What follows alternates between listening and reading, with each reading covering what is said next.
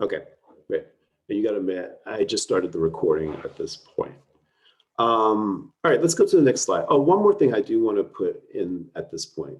If you get an offer to hire after an interview, please let the principal know that you need to check in with BCTR first before you accept that position. A couple reasons for that. One, we need to make sure you're in the right certification area with your position, teaching the right grade level. But we also want to give you some background from some of our past residents that may have taught at that school. And so it will help you inform if that's a good fit for you. And so I try to keep tabs on a lot of our current residents and alumni that have had experience in schools, and try to keep a database of that for you guys. So you'll check in with me before you accept a position. You have up to 72 hours before they can pull that offer back. All right. Best interviewing practices. So we're getting a lot of questions about interviews. Most interviews will be virtual. I can't imagine a situation where a principal at this point would have an in-person with you, but it is possible, I guess, for that to happen. But most of them will be virtual. So a couple things that you want to do for getting ready for those. You'll still dress proper, or at least have a proper top. If you want to wear your pajama bottoms on the bottom, that's fine. But look professional in the camera view. And also make sure your background is clean for the most part.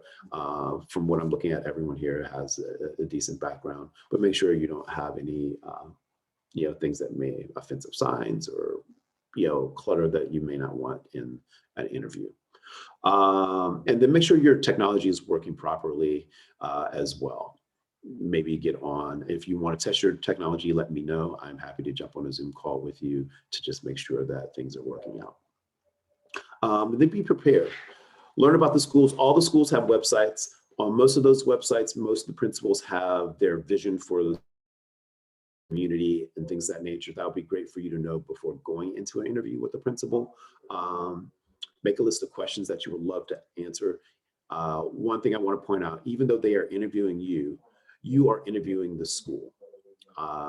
And even if you haven't if you don't have a lot of experience in education or teaching, you still want to ask questions about how they support first-year teachers, what kind of mentoring they have for first-year teachers. Have they worked with us in the past, and what was that relationship, us and BCTR, what that relationship was like, and things of that nature. The next thing you want to hear, be confident. So this may seem like a strange one if you've not had any experience with teaching, but you still can be confident for two reasons. One is that you're going through a training that is well known in Baltimore.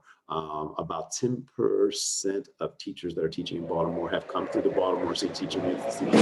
Sorry.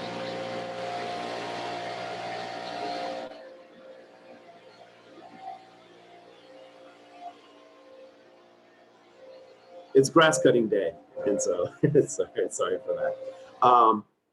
So you have the backing of the staff. You're going to be during your first year, you're going to have a coach that's going to be coming to your classroom to help you with any challenges that you're having, do some assessments with you. You'll be doing coursework. And so to principals, that is a really great asset to have. Someone that's going to be trained, that they know how they're going to be trained, and the additional support of the year is like having another mentor in their building. So that's a great asset to them. But also too, you want to think about being able to communicate your why you're doing this. You've all gone through interviews to get to this point. You all, from the people that I've talked to this far in welcome calls, have a strong desire to teach, and that is a great story. That is a great asset. Your why is going to be important on a lot of different levels, but especially in interviews. Letting principals know like why you're passionate about teaching, why you're passionate about teaching in Baltimore, why you're passionate about teaching that content or that age group or this particular community. That is going to be a big plus for you and a big draw for principals to know that they have a passionate first year teacher with support coming into their school. And then some things you're not going to know. They're going to ask you some questions that you may not know anything about. Simple responses like, I don't know, but I'm going to be going through the Baltimore City teaching residency training this summer, and we're going to be learning a lot about all the foundational techniques of teaching. And if they have further questions about the training, you can just direct to me. And most of the principals I would probably have known already.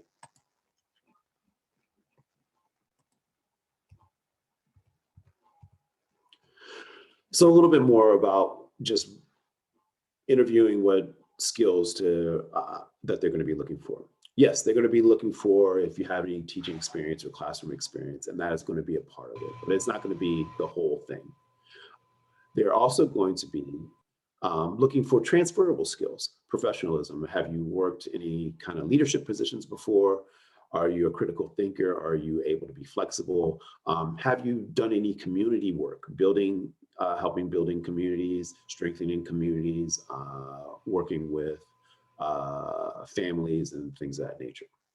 But the biggest thing they're going to be looking for is just the right mindset. Someone that's going to be flexible coming in, someone that is going to be able to take feedback and implement feedback in a positive manner. Those are all going to be important things for you to know and present when you go in for interviews.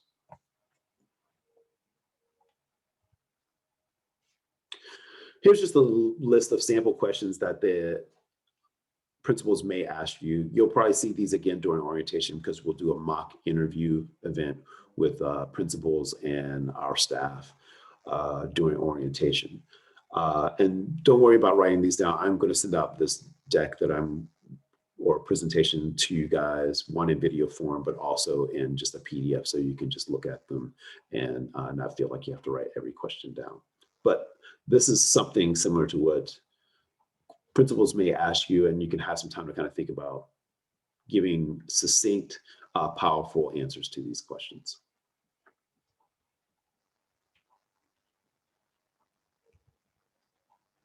All right, questions. I'm going to start off going through questions that you guys had asked in your registration form. So I'm going to stop sharing here, and I'm going to bring up another document that we'll just go through.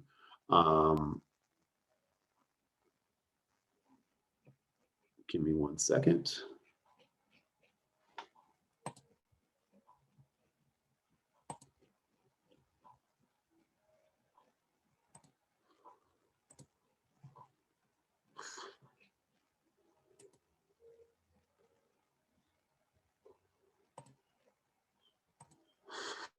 All right, so here's a couple questions. I'm going to go rapid fire through these, and give me a thumbs up if you can see these. Sean, could you make it a little bigger? Yeah, let's see if we can do that.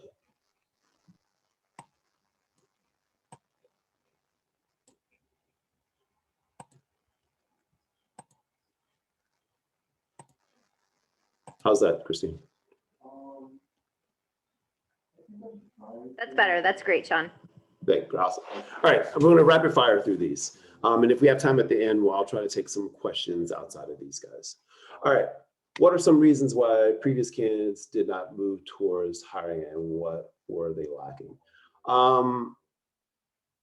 Most of our residents get hired.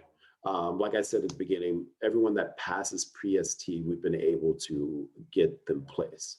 So that does say that there's some people that don't pass pre-service training.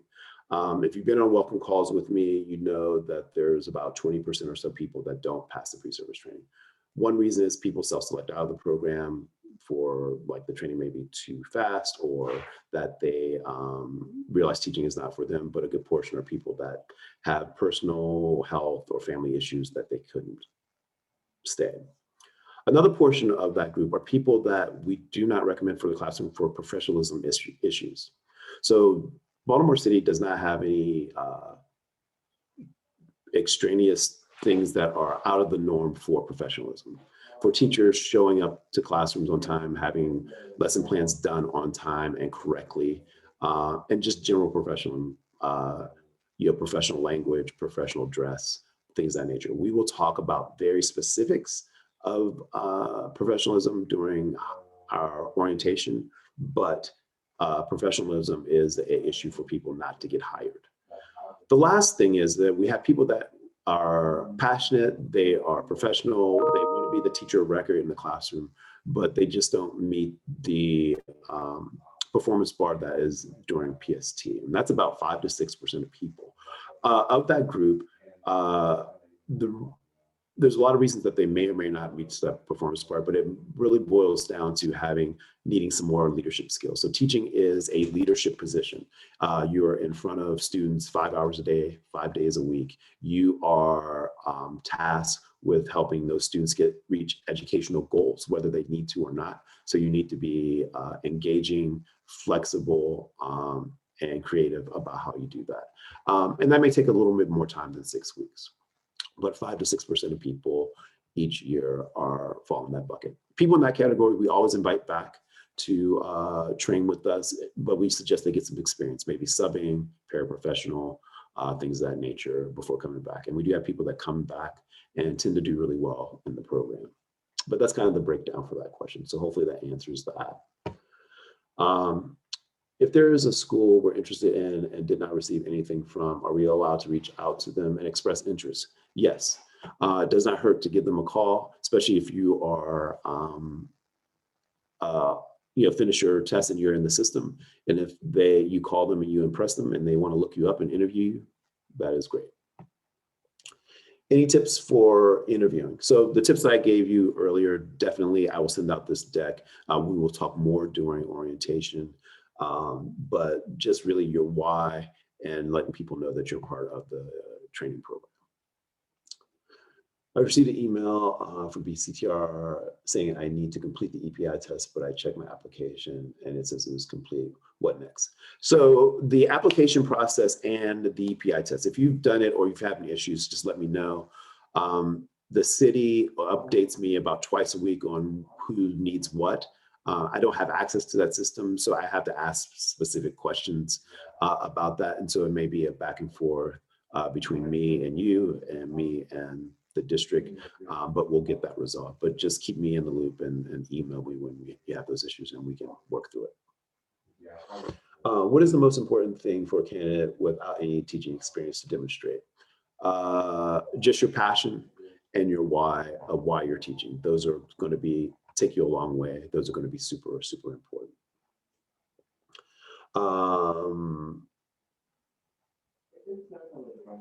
Where am I?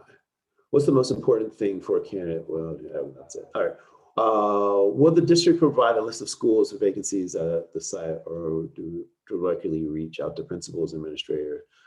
Yes and yes. So we will be giving you list of schools to reach out to that have openings and positions, and I will be directing principals to you guys. But like I said in the other question, feel free to just call if that's what you want to do. The worst they can say is no. Wisdom. Is there a history of teachers negotiating contracts? If so, what is it? So Baltimore is on a salary band. There's no negotiation. The band is the band. And so whatever process you fall in, you make that amount. So the salary bands go by years of experience and teaching degrees. So at the bottom is no years experience with a bachelor's degree. That's salary band. So last year, teachers working in that salary band, the lowest salary band, were making exactly 50,566. So that goes up a little bit each year. So it may be 51 this year. If you have a bachelor's degree, doesn't matter what the bachelor's degree, and as long as it's a conferred bachelor's degree, that salary goes up for you. Same for PhD. If you have years of experience teaching in a private school, not subbing, not paraprofessional, but teaching in a private school, let me know, because a portion of those years will count as salary boost as well. We'll talk more about that during orientation, but they do not negotiate, but there are opportunities for you to increase your salary. What's the length of time, the process time in various outstanding phases? So I think this is referring to the length of time for hiring. So hiring can happen as early as next week, all the way into August, September.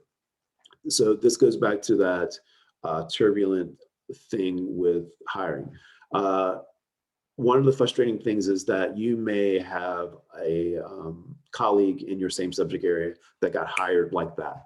And maybe you're going into towards the end of PSD and not having been hired yet. That's frustrating, but also not exactly a reflection on you or your skills. It is just some things are right time, right place, and that's it. We've had teachers that didn't get hired until after PST, but got placed into great placements for them. A lot of support and all those things. It really is, sometimes it's not a huge rhyme or reason to it, unfortunately.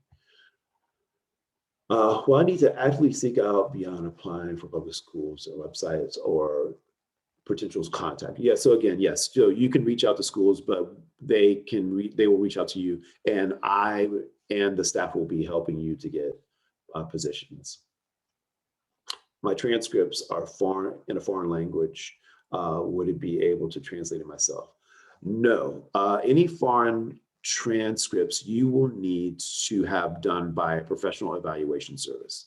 WES or WES comes to mind. If you look on your transcript task that you have from us, it has directions on how to do that. But they will need to be evaluated by a professional organization. Is there a limit to the number of interviews we can go on? Nope. Interview until you find a place that you want to be at. There's no limit to how many interviews, how many schools you can visit. Please interview as much as possible. If I do not pass praxis, will I still be qualified for employment? The general answer is no, but the technical answer is yes. And I know that's a little confusing. This district can give you what's called a conditional certification. And some of you that are part of the district know that happens. And each year they do grant conditionals to our residents, but you do not want to rely on that for a number of reasons. And we'll talk more about that during orientation. But as we get closer, and depending on how close you are in passing the scores, you and I will have a conversation about starting pre-service training and hiring beyond that. A lot of times it's specific to your situation, but in general, we're asking people to be passed. The district is asking people to pass praxis testing before hire.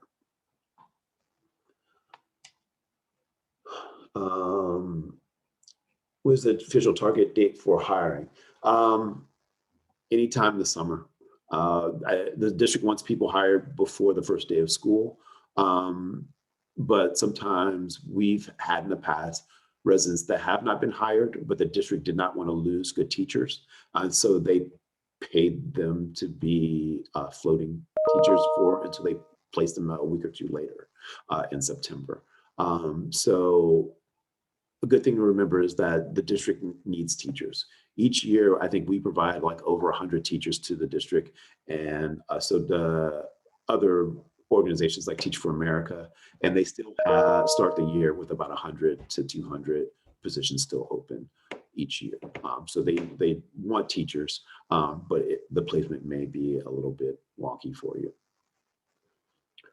What is the criteria if you have to meet in order to be considered for hiring? For example, praxis tests. Those things that I did in the slide, praxis 2, praxis core are the key to get hired. The other stuff we can work through, but you have to pass the praxis 2, praxis core. Are we able to select the school that best fits us, or are we recommended to several schools? You will interview for your school. You will accept or decline a offer. Like I said in the beginning, you will need to contact me once you get an offer so we can make sure that it's the right fit and that it meets your certification criteria. But you want to make sure that you're in a school that's going to be a good fit for a first-year teacher, that is going to meet the needs of your certification, and that is a place that you can feel you can build and help strengthen the community of that school. For persons not familiar with Baltimore schools in Baltimore, are there a list of schools that BCTR works with, or you suggest we reach out to? So we will give you a partner list in a few weeks for those that are eligible, that the city will give to us. Again, like I said, the majority on that list are most of the schools. Like there's 160 some schools in Baltimore. That list has about 120, 130. So that will be coming to you probably a week or so before orientation. What questions should I ask to determine whether the culture at the school, at a particular school, is a good fit? Good questions would be how they support first-year teachers, any mentoring that is available. Have they worked with BCTR in the past? Is a great question. I want to see, Christine, if you're still on the line, if you want to add anything to that. Yeah, I would also suggest asking about how they engage and partner with families and community members and caregivers. In particular, I think about the culture of your classroom and how you want to engage family and community. I also think it's always helpful to get a grasp of their vision for students. So when I say the vision for students, how do they want kids to experience their school? And as a principal or a hiring leader, I think it's helpful to get a sense of how they want kids to experience being at Beechwood Elementary, for example. And I think like if you have a specific passion or interest as you enter teaching, like it is worth asking the person that you're talking with about like how that is present or addressed in the school setting. So certainly to Sean's point, feel free to ask questions that are important about your day to day, because you're going to be spending a lot of time at that school. And so it's an opportunity to also share a little bit about yourself. Thanks, Christine. Next question. What questions should we ask principals to determine how special ed is set up in that particular school? That is basically it, point blank. How do you use special ed teachers in the school? It's really that simple. If they come back and say a variety of things or some things that you don't understand, check in with me. I can help parse out some of that stuff. But really it's just, how do you use special ed teachers? They could be used in, just pulling students out for sessions with the special ed teacher, or they are co-teaching. There's a lot of different models, but just ask it directly to the principal if you're special ed. And we'll talk more with the special ed group as well during orientation about that. Next question, would it be advantageous in the hiring process to take additional praxis tests not required at the stage? Example, praxis 2, special ed, things like that they took. If you've taken praxis tests in the past, they may be beneficial to you once your certification is complete after the 2 years of your residency. I would strongly suggest, don't go looking for additional praxis tests to take. There's going to be plenty of praxis tests. There's the praxis 2 and praxis core that you need to take. There will be exit exams in your second year that you'll need to take. And we'll talk more about those to get your full certification. But don't go looking for fights where you don't need them. Just focus on the praxis test that you have. And then we'll talk more about additional praxis tests that might help you towards certification or help build your skill set. When does most of the hiring for Baltimore City occur for the upcoming school year? So like I said, between now and August, September, we're going to be in the hiring season for the whole summer. Should an individual enter PST late June and incur the cost of training if they have not yet received a job offer from Baltimore City Teaching or Baltimore City Public Schools? Great question. So listen closely. You do not owe tuition if you do not pass pre-service training and or if you do not step foot in a classroom to teach as a teacher of record. I'll say it again. You do not owe tuition if you do not pass pre-service training and do not step foot to teach in school. Give you an example. I'm going to call up Karen here. So Karen, you finished PST, you finished with flying colors, you have a job. You go in and you win the lottery, you win $1 million and you're going to build your own school somewhere. And you say, hey, it was a great opportunity, loved being here, but I'm going to take this other opportunity. Thank you very much. You don't owe tuition. Now, Karen, same scenario, doesn't win the lottery, goes into the classroom, steps foot in the class. She teaches that first week, then wins the lottery, and then wants to go start her school. She will use that $7,000 of that lottery money to pay us tuition. So that is something very important to think about.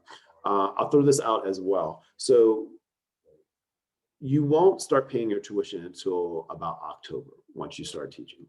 I will give you information about the teaching reimbursement that you're eligible for as an employee of the city. It doesn't cover your whole tuition, but it covers up to a few $1,000s of it. We will work on getting that together in September before the October due date. And then at the end of September, beginning of October, TNTP will talk to you about setting up a payment plan. By that time, you'll have a couple of paychecks from city schools, and you'll know how much you'll be getting back from your tuition reimbursement and can plan accordingly. And there are some set payment plans, but they're also very flexible. But the big thing to walk away from is you don't owe unless you pass pre-service training and enter the classroom as a teacher.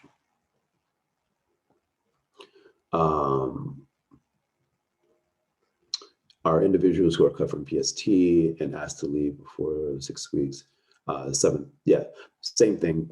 You don't owe the $7,000 unless you pass and start teaching. Is it possible to be cut from PST and asked to leave PST in the 6 week? Yeah, receive. Okay, so I'm gonna read this whole thing. Is it possible to be cut from PST and asked to leave PST before completing all 6 weeks of training, yet receive a job offer to teach in Baltimore City Public Schools? Yes, this does happen.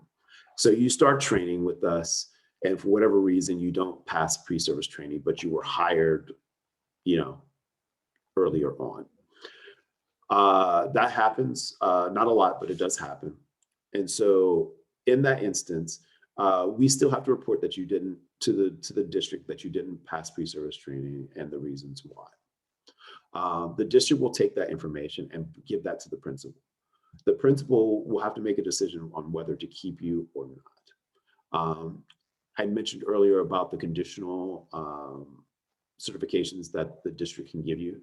The principal could say, well, I'm going to put this person on a conditional for 2 years and I'm still going to hire them. They have the power to do that. Whether we recommend it or not, whether the district recommends it or not, the principal can say, I'm still going to hire this person. But what that means is that in that 2 years, you got to get a teaching degree. So whether it's in a university bachelor's program or master's program, you got to hustle to get your own certification. You won't be able to go through an alternative certification. You won't get certification from us, Urban Teachers, or Teach for America. You have to go to a university program.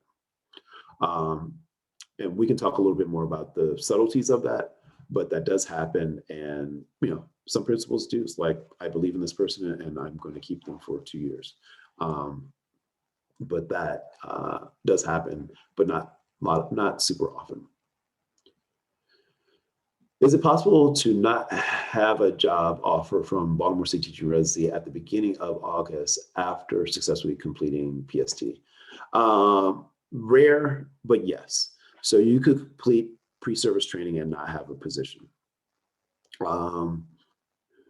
And I think I mentioned this earlier, there have been scenarios where the city may not have a position for you just yet, but they will keep you on payroll for a week or two because they know they're going to have positions at the first week of school. They just don't know.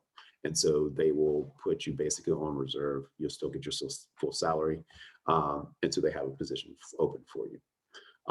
Again, rare, but that happens. Yeah, so there may be a handful of people that don't have a position in August, and that I know it's going to cause some anxiety and stress on your end, but it is not a done deal at that point. There's still hiring going on in August and September. What's the most important factor to consider when interviewing with multiple schools? The most important factor to consider. I realize it's a very subjective question, but just wondering if people's thoughts are on this. I think with each school you're going to, you really want to think about how you would fit in that community. Part of it is just being there, interviewing, asking questions about the culture of the school. A couple things I would ask principals too is, what are some things that they're proud of in that school? What are some of the things that they envision for a school? And what are some of the challenges that they have? I think that question reveals a lot about what they want to tackle in the school and what they want their teachers to be focused on as they build the community in the school. Because all principals are trying to build the best community in that school as possible, and they all have various different challenges. So as you're going from one school to another, just know that there are various different challenges, and really asking the principal, their greatest successes and challenges in the school, I think will say a lot, and give you an idea of how you fit into that scenario. Last two questions. Will the interviews take place mainly virtually? Yeah, I think I talked about this a little bit, but I think all of it's going to be mostly virtual. Last year, they were all virtual because the state is making this push to be in person by the fall. It's conceivable that a principal may call you in, but I think just because they're so busy, I think the virtual part of it is appealing to them. So I would imagine mostly virtual, but I wouldn't be surprised if someone said, "Oh, come on in." I doubt it, but don't be surprised if they do. I hear that there will be a surplus of English teachers this year. Is that true? And how will that impact my chances of getting hired? That is a good question as well. So right now, the district is projecting not a huge pool of positions for English teachers. We've given our number to them. We're expecting to recruit about 20 something teachers into the program, and they said that that's fine. But they are like, we're not going to really take more than that. And so right now we're right in our target goal, honestly. We will probably take a few more people over that. The thing that will determine which teachers get the jobs are the teachers that finish the Praxis 2 and Praxis Core, unfortunately. So teachers that complete them later will have a harder time finding a position in English. The rest of the subjects are, should be fairly fine. They will always need math teachers. Math teachers get snatched up very quickly. If you have a background in math and can teach math, talk to me, because we would love to switch you over to math if that's possible. But other than that, any STEM, biology, chemistry usually are good. It's not as super competitive. The only other thing that's probably competitive this year is going to be elementary education. So elementary education, not as competitive as English, but there's a lot of elementary ed teachers coming in this year, not only from us, but just general.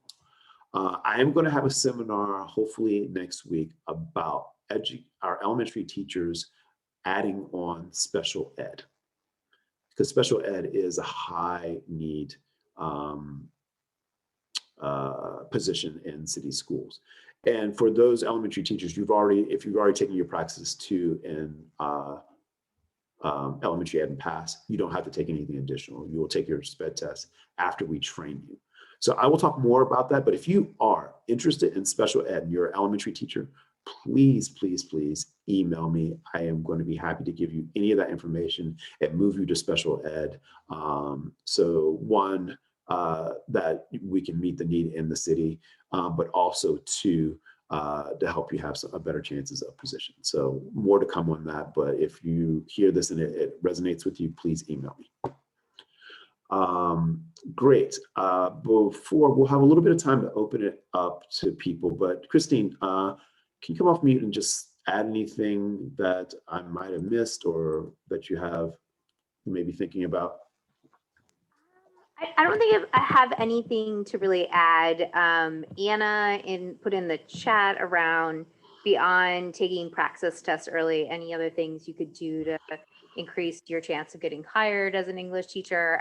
Just getting those tests squared away will be number one, because then you are eligible to engage. Once you get the test complete, we talk about outreach for folks and school with our partner schools to kind of put yourself out there. We also do some resume work as well to just think about how to position your resume in a way that highlights your strengths that you're bringing to the roles. Reagan, I see you had a question about foreign language. We right now do not certify teachers in the foreign languages that are offered at city schools. So that is just not a pathway for us via BCTR. And then the final question I'm seeing is pre-service training paid. Pre-service training is not paid. If you are interested in being a member of the Black Educator of Excellence cohort, which I think Sean has shared a little bit about, but we will be sharing more about that as well in the future. There are stipends available based on financial need that can cover some of the pre-service training period, since most folks can't PST and work at the same time. Do we have to submit our Praxis scores directly? Sean? No. On your task emails that you're getting from Salesforce, if you click the test link, you can upload it there, or you can just simply directly email it to me, just the digital copy, and I can upload that into your file. We had a general question about people getting interviews, and I know a couple of you might have emailed me about interviews. You just re-email me. One thing about interviews, go ahead, take interviews. Any questions you have, this information that I put here is going to be super helpful to you. Just contact me if you get an offer. And so the person that chatted me earlier privately, just email me again, and I will take a look at your question about the interview after this call. Great. All right. So I'm going to take some calls. We have a little bit of time. I'll stay on the line for a little bit from questions from people online. What I would say is, you can come off mute, or you can use the chat, and just be respectful of someone else coming on and off to ask a question. But make your questions as succinct as possible so we can get through as many as possible. Sean. Hi. It's Meryl. I had one question. I know you don't need to go into detail, but can you give a general synopsis of what the PST is? That's the training in the summer, isn't it? Mm-hmm. Yes. Okay. Can you give us just a few of the components or what it's like? Or Yeah, sure. Real quick. PST, you're going to be learning a lot. You're going to be learning about foundational classroom management, basic teaching technique. You're going to be learning how to deliver content to your students in an age-appropriate, grade-appropriate manner. You're also going to be learning about cultural responsive teaching, which is basically learning how to build a safe learning environment with your students, despite your students' cultural background, worldview or things of that nature. So you're going to be training on those your first week. Your second week, you're going to start what's called field experience. And we'll talk a little more about the particulars of the field experience, but you're going to be teaching a class in the morning you'll have a coach teacher with you, but your expectation is you're going to be teaching, planning, and managing that class. After that class, you're going to come back to train with us until about 5:30 or so. And then the expectation after that is that you're going to take another 2 hours or so to prepare for your next day of teaching. And that goes through the whole time. So the schedule's pretty simple. The material is going to be around content, engagement, and just the tools, the basic tools to how to do them in the district. I had a question. Sure. So, do your praxis scores, like the actual score you get, do they like, I guess, kind of hold any weight? Like if you do really well, you have a better chance of getting hired, or if you do really bad, or not really bad, but like barely pass, like. All that we care about and the district cares about is that you passed it. They don't care if you pass by a point or not. It's just either pass or fail. Yeah. I have a question. So let's say we have an interview and the interview goes well. And you mentioned something about 72 hours. If we're offered a job and we want to take it, will we stop getting interviews at that point because we've been offered a job? Like, will our application be closed? No. So if you get offered a job, you will not. That doesn't automatically close your application. Soon as you sign, it's going to be a digital signature. The other thing I will say, the contract doesn't look like a contract. It just says intent to hire. So if you get an email from the city, just let me know. But it's a digital signature. Once you sign, they will take you off the hiring list because you're already in a position. So there's been residents that have done interviews every other day and gotten offers every other day, and then had offers to pick from, but they were still being seen by other principals. But as soon as you making a decision, that you come off the rolls.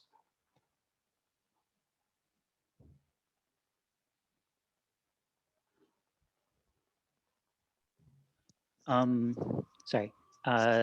Are there any what are the sort of cultural expectations regarding, like, if you get an interview, I expect to be in contact with them leading up to and after, or is everyone just too busy to, like if you want, like, are you expected to send thank yous? Yeah, no, that's a great question. Yeah, I think in one of my slides it said, send a thank you email 24 hours after at least. Yeah, I mean, you personally will want to just say, hey, thank you for the interview, and just kind of do your due diligence on their part. Principals are busy, especially this time of year, especially when we're getting towards the end of the year and they're doing grading and teacher performances and things that nature. So they may not get back to you right away. It might be good after a week after an interview is like, hey, I just wanted to check in and see if I was still in the running for the position. And they may say, oh no, I forgot. Or they may say, no, we didn't. But don't be offended if they don't get back to you right away. In most cases, it is not personal at all. So I had a question just on how our interviews are coming. So you had mentioned a list, a partner list, or you guys as a program recommend us to particular principals and all of that? Then they send us an email and say, hey, we want to interview you at this particular time. I'm reading that via email, or how do I know I'm being offered it? Yeah, so I think you're asking about how you'll know when you're being asked to interview. Is that? Yeah. Yeah, so they will send you an email or they'll call you. As simple as that. They'll say, hey, I saw your thing in the hiring system, or Sean recommended you as a available, put your your subject area teacher in, or your coach recommended you. They'll have some connection, but most likely it'll either be through us or through the hiring system.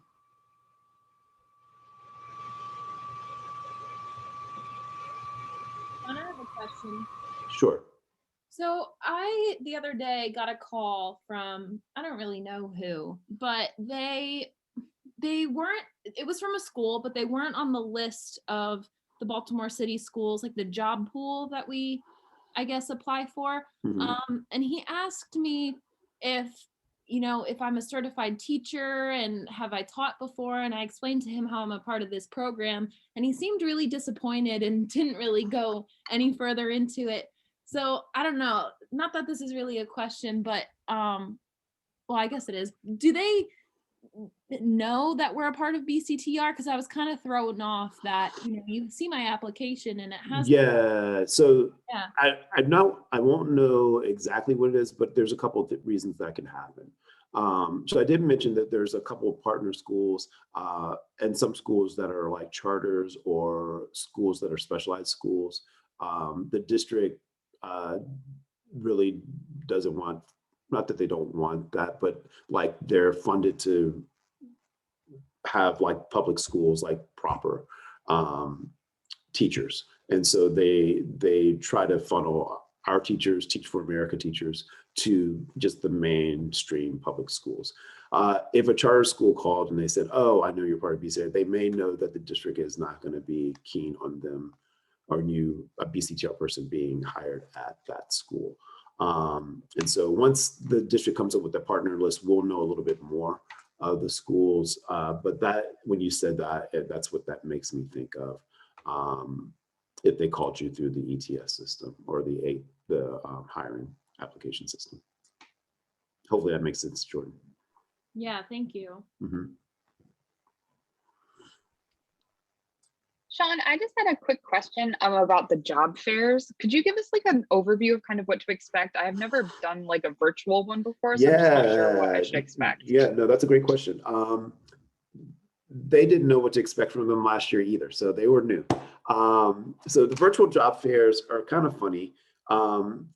They may change, but last year when we went, you sign up and then you come into this kind of virtual lobby. It looks like a picture of a school and has like these weird doors. And then you click, so they had elementary, middle, high schools. And you just click into them and then you'll see a list of schools. And then you click on the school, and then like when you came into my Zoom thing, it said wait. And then when you may wait there for like 5-10 minutes, and then they'll pull you in to say hi. They may even interview. And then once you're finished, they'll put you back into that lobby and you'll go into another virtual space. So it's a series of clicking into areas until you get to the particular school. And then you wait at that school's waiting room until they let you in. Sean?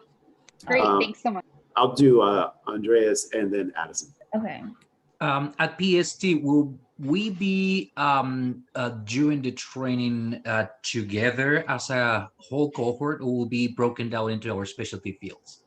Good question. You will do both. So for the first, there will be some things where you'll do as whole cohorts. And then there are some things that you'll be broken down into specific subjects and to specific teams. So one of the things that they will be doing is they'll have a competition. So you'll be divided into groups. They call them houses. They'll explain it. I'm not the best person to explain it. But so you'll be competing for points and things of that nature. But in terms of like your training, you'll be broken down into subject area, things are people that are in STEM, or just an age group for different age groups that you're teaching. But there'll be a combination of both cohort and subject area. Addison was next. So like kind of long story short, I did a research project on Baltimore City schools in one of my classes recently, and I read that there was about 130 elementary age, like schools that cater to elementary age kids. So like it made me kind of hopeful that there are going to be positions out there, but it also kind of stressed me out, like how in the world am I going to even like apply and like get to know about in half of those schools? Like there's so many. So like how should we even really narrow our search down, kind of, is what I'm. Yeah, I think it'll get narrowed down for you once you kind of, especially for job fairs, like I said, like there'll be an elementary school. So you'll just go to elementary school and then there'll be a list of elementary schools that have positions. And then each elementary school may have positions that are like pre-K, which you can't teach anyway.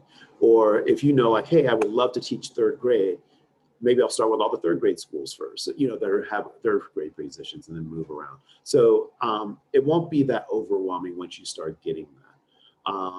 I see job fairs. Somebody asked a question about job fairs. Job fairs will pop up all the summer. The first one is Monday.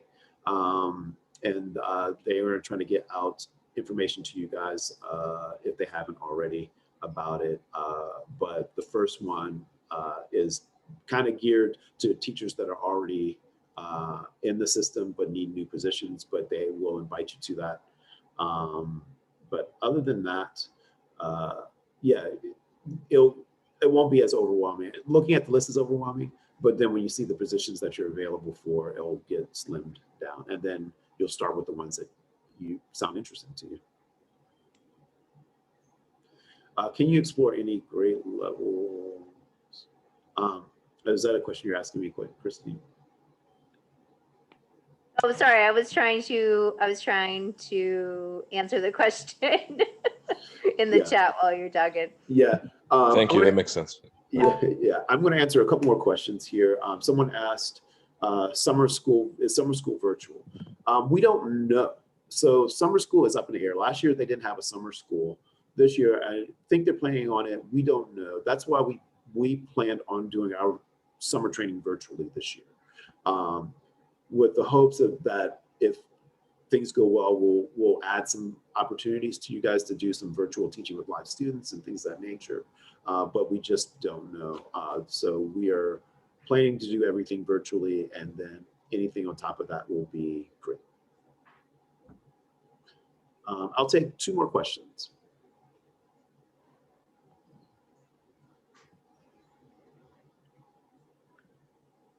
Wow. No more questions? Is there a track for library school media? No. We only certify for elementary ed, elementary school, early childhood, elementary, chemistry, biology, math, special ed, English. Okay, thank you. Mm-hmm.